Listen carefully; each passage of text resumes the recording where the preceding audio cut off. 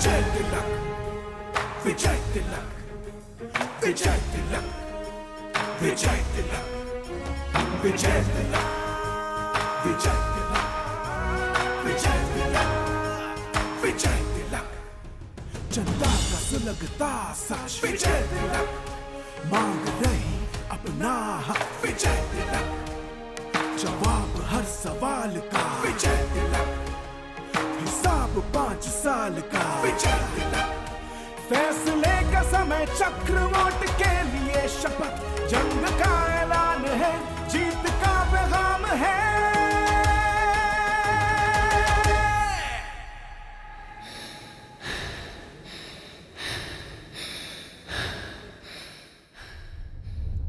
विजय तिलक, विजय तिलक, विजय तिलक, विजय तिलक, विजय तिलक, विजय तिलक, विजय तिलक, विजय तिलक,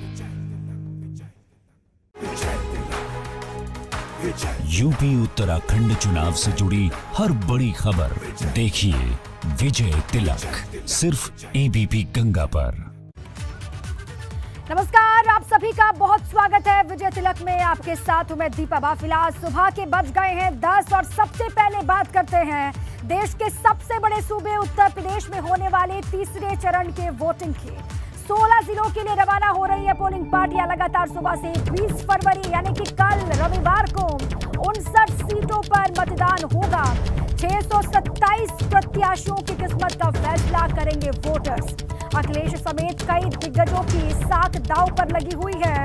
16 जिले 59 सीटें जहां पर कल होगी वोटिंग तीसरे फेज के लिए। सुबह से ही लगातार तस्वीरें आ रही हैं।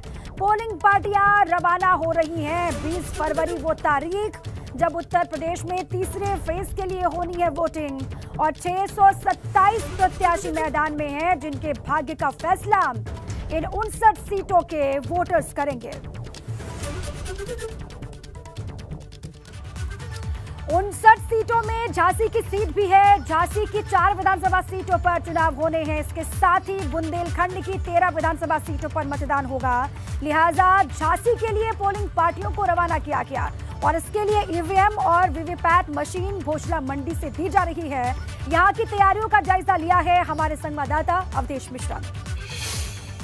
तो अब मतदान का वक्त आ गया है। चुनाव प्रचार का शोर थम चुका है और देखिए पोलिंग पार्टीज को रवाना किया जा रहा है। तो ये है भोजला मंडी और यहाँ पर वो प्रक्रिया शुरू हो गई है जब तमाम जो पोलिंग पार्टीज हैं उनको अपने अपने क्षेत्र में भेजा जाएगा। झांसी की हम बात करें तो 4 विधानसभा है यहाँ पर। झांसी सदर है, मऊरानीपुर है और गरोठ है और बबीना है। तो ऐसे में ये देखिए प्रक्रिया शुरू हो चुकी है। जो लोग आ रहे हैं उनकी ड्यूटी फिक्स हो रही है कि आखिर उन्हें किस मतदान केंद्र पर जाना है और ये तमाम जो मतदान कर्मी हैं ये अपनी अपनी पार्टीज के साथ रवाना होने की तैयारी कर रहे हैं। कागजी कार्रवाई शुरू हो गई है और यही वो भोजला मंडी है जहां से ईवीएम और वीवीपैट अलॉट होगी और उसके बाद मतदान केंद्रों पर, पोलिंग बूथ पर इन तमाम लोगों को, मतदान कर्मियों को भेजा जाएगा। तो देखिए हम जहां पर खड़े हैं ये मऊरानीपुर का काउंटर है।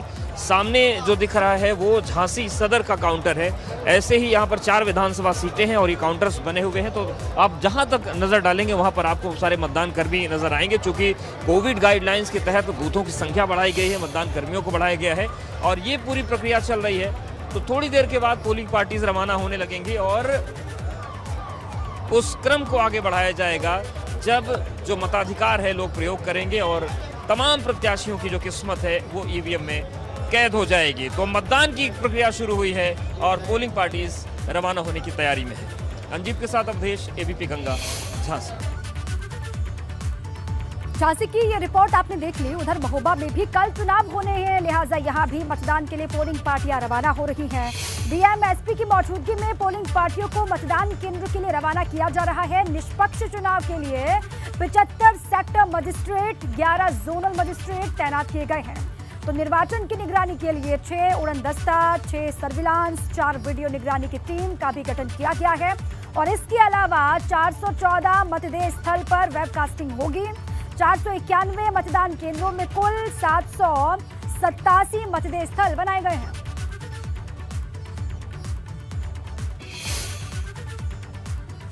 पश्चिमी उत्तर प्रदेश से शुरू हुआ 2022 का रण। तीसरे चरण के खत्म होते होते बुंदेलखंड होते हुए अवध की सीटों तक आ पहुंचेगा, जिसकी सियासी गर्माहट आने वाले चरणों के प्रचार में भी दिखाई देगी। तीसरे फेज की लड़ाई में पश्चिमी यूपी के 19, बुंदेलखंड की 13 और अवध की 27 सीटें शामिल हैं और इसीलिए माना यह जा रहा है कि जिसने तीसरे चरण में बढ़त बनाई उसका लखनऊ पहुंचने का रास्ता काफी हद तक साफ हो जाएगा।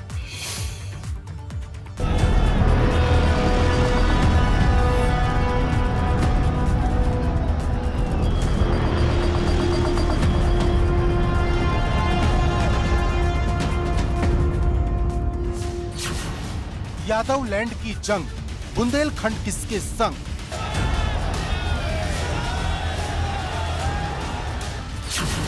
तीसरे दौर में 59 सीट पर दंगल, 2022 किसका होगा मंगल?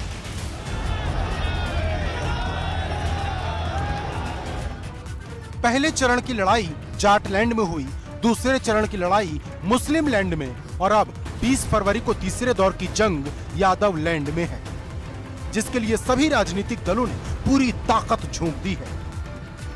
पहले चरण की अगर बात करें, जब 58 सीटों पर वोटिंग हुई तब जाटलैंड का एरिया ज़्यादा था उसमें, और उसके बाद अगर दूसरे चरण की अगर हम बात करें, जब अभी 14 फरवरी को वोटिंग हुई है 55 सीटों में, तो वहाँ पर भी अगर हम कहें तो इसी तरीके से जो आप कहिए मुस्लिम बाहुल जो इलाका है वहाँ पर वोटिंग हुई है और अब तीसरे चरण में यादव लैंड में वोटिंग होगी।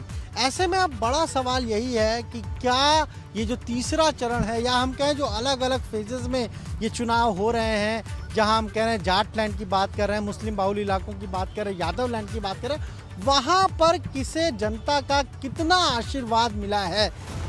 जानकारों की माने तो तीसरे चरण का चुनाव कई मायनों में खास है। इस चरण को जो भी जीतेगा वो पूरी चुनावी तस्वीर बदल देगा, लेकिन ये तस्वीर बदलना इतना भी आसान नहीं है, क्योंकि तीसरे चरण में जिन इलाकों में मतदान होना है वहाँ के मुद्दे और जातीय समीकरण पहले और दूसरे चरण से एकदम जुदा है। क्योंकि तीसरे चरण में यूपी के 3 रीजन में एक साथ चुनाव होने वाला है। इस चरण में बुंदेलखंड के झांसी, जालौन, ललितपुर और हमीरपुर के साथ साथ महोबा की 13 सीटों पर वोटिंग होगी और अवध क्षेत्र में कानपुर मंडल में कानपुर, कानपुर देहात, औरैया, फर्रुखाबाद, कन्नौज और इटावा की कुल 27 सीटों पर वोटिंग होगी। इसके साथ ही पश्चिमी यूपी के फिरोजाबाद, मैनपुरी, एटा, कासगंज और हाथरस की 19 सीटों पर वोटिंग होनी है। मतलब राजनीतिक दलों की सबसे बड़ी परीक्षा इसी चरण में होने वाली है, जिसके लिए राजनीतिक दल धुआंधार प्रचार कर रहे हैं। वहीं तीसरे दौर की लड़ाई समाजवादी पार्टी के लिए सबसे बड़ी अग्नि परीक्षा है, क्योंकि पहले चरण की लड़ाई को अखिलेश ने जयंत के सहारे लड़ा और दूसरे चरण की लड़ाई को मुस्लिम वोट बैंक के सहारे। अब अखिलेश में खुद कितना दम है, उनका यादव वोट कितना उनके साथ है, इसकी जमीनी हकीकत तीसरे फेज की लड़ाई में ही पता चलेगी, क्योंकि तीसरे फेज में कई ऐसे जिले हैं जो समाजवादी पार्टी का गढ़ रहे हैं, लेकिन पिछले चुनाव में यहाँ साइकिल की रफ्तार कमजोर पड़ गई थी। मतलब जिन सीटों पर चुनाव दर चुनाव सपा का कब्जा रहा, वहां भी भाजपा ने जीत का कमल खिला दिया था, क्योंकि 20 फरवरी को जिन 16 जिलों की 59 सीट पर वोटिंग होनी है, उसमें 2017 में भाजपा ने 49 सीटों पर जीत का कमल खिलाया था, जबकि सपा सिर्फ 8 सीट पर जीत पाई थी और कांग्रेस के साथ साथ बसपा एक सीट अपने पाले में ला पाई थी। ऐसे में एक बड़ी चुनौती भाजपा के सामने भी होगी, क्योंकि यहाँ खोने के लिए अगर किसी के पास है तो वो भाजपा ही है। यही वजह है कि जानकार इस चरण को यूपी चुनाव का गेम चेंजर बता रहे हैं। अनुभव शुक्ला के साथ ब्यूरो रिपोर्ट, एबीपी गंगा। अब चलिए आगे बढ़ते हैं, बात करते हैं मायावती के मिशन अम्बेडकर नगर की। अम्बेडकर नगर से बड़ी खबर यह है कि छठे चरण के लिए चुनाव प्रचार में जुटी हुई है मायावती। आज अम्बेडकर नगर में करेंगे चुनावी जनसभा।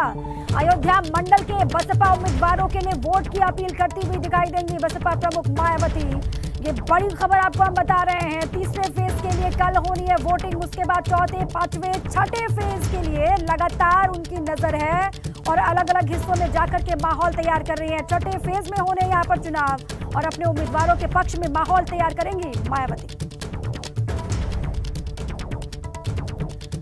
अंबेडकर नगर में प्रचार करेंगे मायावती। लालजी वर्मा, राम अचल राजभर, पहली रैली उनके बिना हो रही है मायावती की। मायावती के सामने गढ़ को बचाने की बहुत बड़ी चुनौती है और बसपा के दिग्गज नेता पार्टी छोड़ चुके हैं और छठे चरण में यहाँ पर मतदान होना है। अंबेडकर नगर में देखिए 5 विधानसभा की सीटें हैं और 2017 में बसपा ने 3 सीटें यहाँ पर जीती। अब इस बार बहुत बड़ी चुनौती है अपने गढ़ को बचाए रखने की। 2017 में 3 सीटें, हालांकि 5 सीटें हैं, 2 सीटें जो नहीं मिली थी पिछली बार, इस बार उन 2 सीटों पर भी लगातार नजर होगी। अब आगे बढ़ते हैं। रायबरेली में आज 2 दिग्गजों की रैली होनी है। प्रियंका गांधी वाड्रा आज रायबरेली में चुनाव प्रचार करती हुई दिखाई देंगी, हुंकार भरती हुई दिखाई देंगी। नुक्कड़ सभा भी वो करने वाली हैं, जनसभा को भी संबोधित करेंगी प्रियंका गांधी वाड्रा। अमित शाह, केंद्रीय गृह मंत्री भी पहुंचेंगे रायबरेली। 2 तस्वीरें आपके स्क्रीन पर है। रायबरेली में चुनावी जनसभा करेंगे अमित शाह। एक तरफ हुंकार भरेंगी प्रियंका गांधी वाड्रा तो दूसरी तरफ अपने पार्टी के पक्ष में माहौल तैयार करेंगे केंद्रीय गृह मंत्री अमित शाह। दोनों ही तस्वीरें आपको दिखा रहे हैं। रायबरेली में आज क्या कुछ होने जा रहा है वो समझिए। रायबरेली कितना अहम हो जाता है कांग्रेस के लिए भी, क्योंकि कांग्रेस का गढ़ रहा है और दूसरी तरफ सिंधमारी की पूरी कोशिश कर रही है भारतीय जनता पार्टी इस बार भी, और इसीलिए खुद हुंकार भरने के लिए बीजेपी की तरफ से अमित शाह भी वहां पर पहुंच रहे हैं। नुक्कड़ सभा प्रियंका करेंगी, साथ ही जनसभा भी वो करेंगे, अलग अलग हिस्सों में जाएंगे और वोट की अपील करेंगे वहां के लोगों से। अमित शाह भी वहां पर रैली करते हुए आज दिखाई देंगे, चुनावी जनसभा उनकी भी होगी।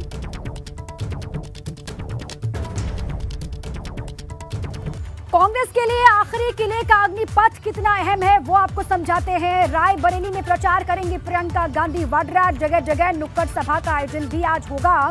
सरेनी में जनसभा को संबोधित करेंगी प्रियंका, ऐसी खबर है। लालगंज में डोर टू डोर जाकर के प्रचार को आगे बढ़ाएंगी।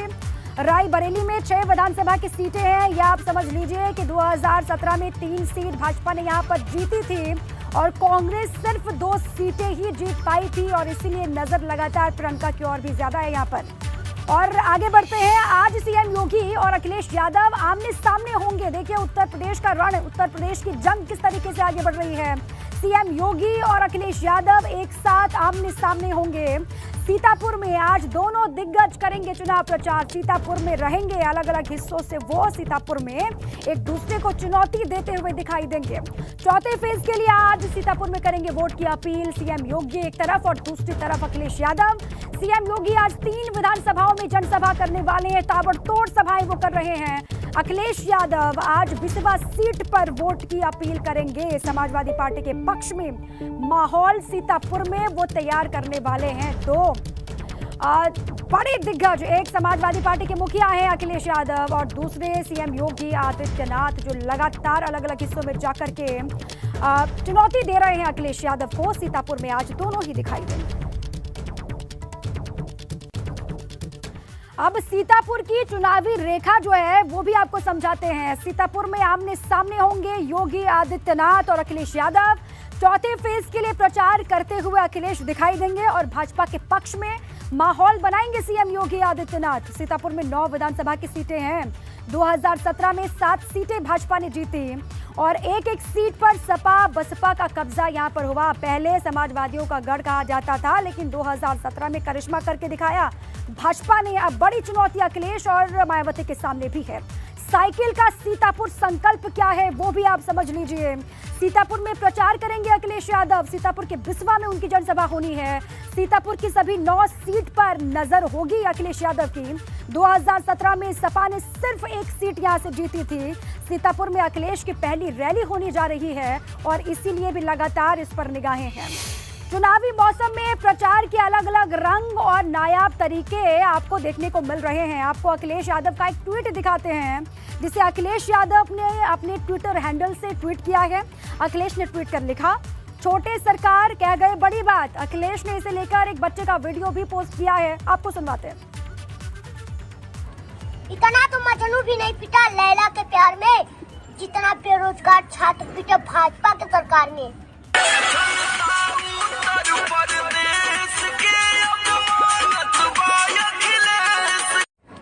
इतना तो मजनू भी नहीं पिटा लैला के प्यार में, जितना बेरोजगार छात्र पिटा भाजपा के सरकार में।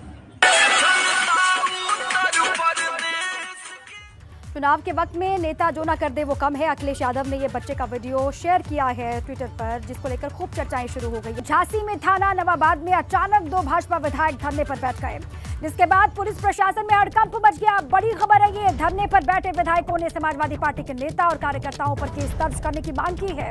समाजवादी पार्टी के नेताओं पर मतदाताओं को पैसे, शराब और कंबल बांटने का आरोप लगाया गया।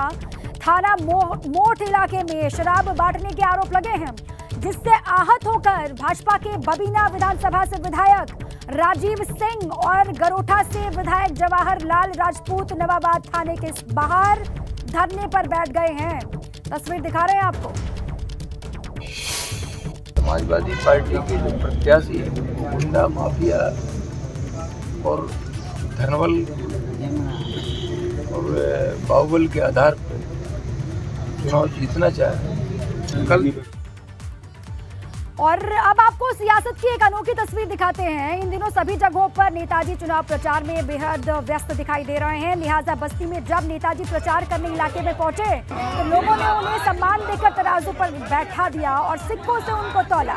इतना ही नहीं, लोगों ने नेताजी के बराबर की तौल के सिक्के उन्हें ही दिए और कहा कि जब आप विधायक बने तो याद रखिएगा कि आपको ठोक बजाकर तौल कर चुना गया है और आपको अब जनता के लिए काम करना है। आपने अपना ये सम्मान देखकर नेताजी गदगद दिखाई दिए।